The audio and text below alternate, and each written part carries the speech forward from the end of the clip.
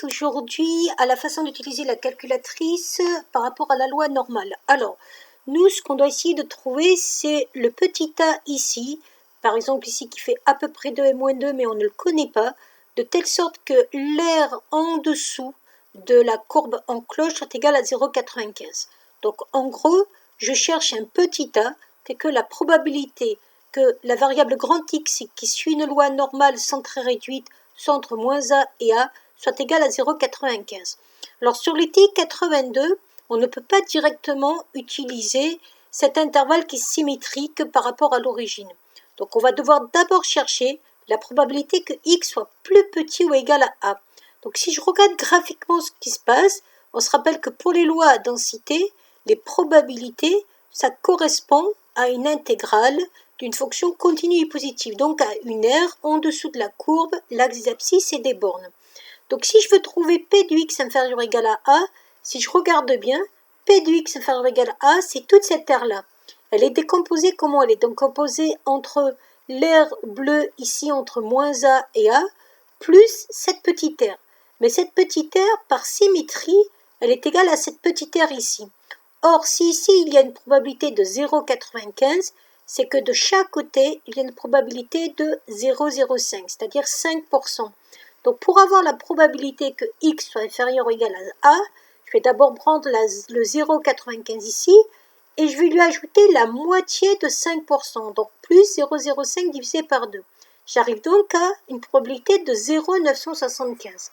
Et à partir de là, je vais utiliser ma calculatrice. Alors, ma calculatrice, elle me dit que je dois donc utiliser la touche de la loi normale. Donc, je vais la trouver où?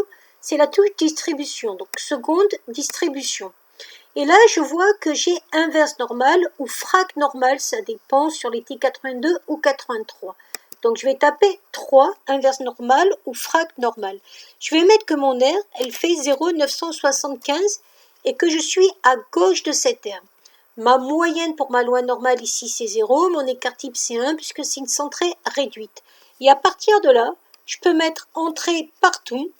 Et quand je fais entrée, je me rends compte que ça me donne une valeur de A à peu près égale à 1,96.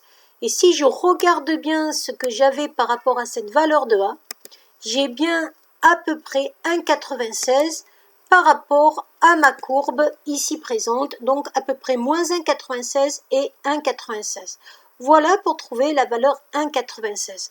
Pour ceux qui ont des tics 83, on peut directement trouver le 1,96 en utilisant toujours le même système de distribution. Donc c'est ce que je vais faire, seconde distribution. Et je vais toujours prendre inverse normal ou frac normal.